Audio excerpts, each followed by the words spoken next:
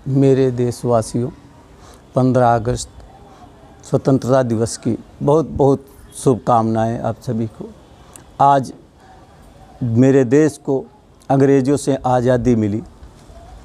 वो स्वतंत्रता संग्राम सेनानी, वो वीर शहीद हुए जिन्होंने हमें आज़ादी दिलाई। और आज भी हम उन सिपाही, उन आर्मी, उन सैनिक, उन जवानों की बदौलत देश में सुरक्षित हैं, जो बॉर्डर पर, सीमाओं पर अपना घर बार त्याग कर और हम सब की रक्षा करते हैं। उनके लिए बहुत बहुत बधाई, बहुत बहुत उन्हें साधुवाद है। मेरे देश की सुरक्षा में जो अपने को सर्वस्व निछावर करके और धूप बारिश में डटे रहते हैं और अपनी तत्परता से ड्यूटी निभाते हैं। मेरा बेटा भी, आपको परिचय कराते हैं अपने बेटे से। मेरा बेटा भी सेना में था। ये मेरा बेटा है, दीपेंद्र अवस्थी, सेना में था। लेकिन मेरे बेटे को डॉक्टरों द्वारा रंजिशन षड्यंत्र करके और षड्यंत्र पूर्वक शासन हत्या की गई, जिसकी मैंने शिकायतें उसके जीवित रहते उन उच्च अधिकारियों से की और सरकार में भी की। न सरकार में कोई सुनवाई हुई, न उच्च अधिकारियों ने सुना और षड्यंत्र पूर्वक उसकी हत्या हुई, जिसकी FIR थाना कोतवाली सदर लखीमपुर खीरी उत्तर प्रदेश में लिखी है।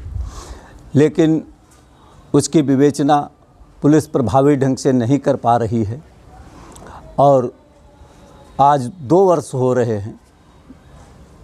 बराबर CBI जांच की मांग कर रहा हूं।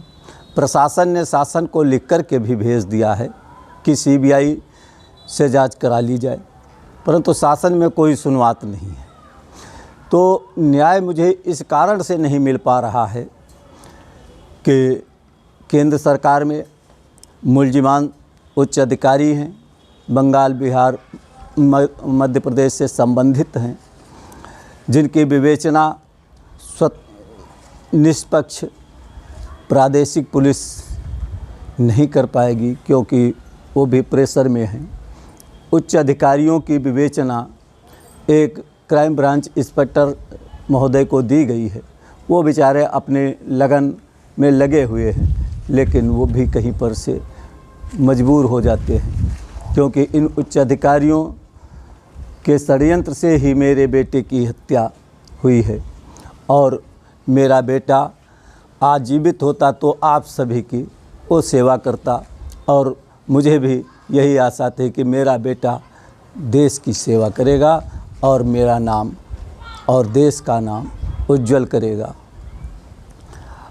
अब मुझे न्याय नहीं मिल पा रहा है, इसके लिए अब छोटी सी घटनाएं हो जाती हैं, मीडिया भी उसे बहुत हाईलाइट करता है। और आप लोगों ने देखा होगा, एक बिहार का कांड हुआ, वो छोटू आरती का लेकर के उसमें इतिहास रच दिया, मीडिया वालों ने इतिहास रच दिया। इस तरीके से उसे चलाया कि कुछ लोग उसको बदनाम भी किए, कुछ लोग उसको न्याय दिलाने के लिए भी आगे आए, लेकिन आज तक हमें न्याय दिलाने के लिए मीडिया आगे नहीं आई। जो लोकल मीडिया है वो तो थोड़ा बहुत अपना चलाया और हमारी आवाज़ को शासन तक पहुंचाने का प्रयास किया। शायद शासन तक पहुंची है या आवाज़ नहीं पहुंची है, इसके लिए तो हम नहीं बता सकते, क्योंकि जब कोई सुनवाई ही नहीं हो रही है, कोई कार्रवाई नहीं हो रही है, तो इस संबंध में मैं पूर्ण रूप से अनभिज्ञ हूँ, कह नहीं सकता हूँ। लेकिन आज NDTV है और आज तक है, ये सब न्यूज़ चैनल हैं, इनसे संपर्क भी किया, लेकिन किसी ने कोई रिस्पांस नहीं दिया, क्योंकि ये सब सरकार के बंधे मजे हुए हैं और ये हमारी बात सरकार तक क्यों पहुंचाएंगे।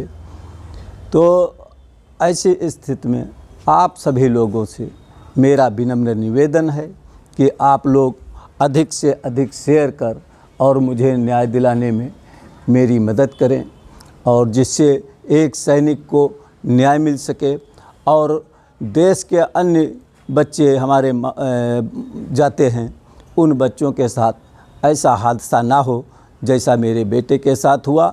मैं घटना का चश्मदीद गवाह भी हूँ और चश्मदीद साक्षी भी हूँ, और मेरे पास डॉक्यूमेंटरी एविडेंस भी हैं।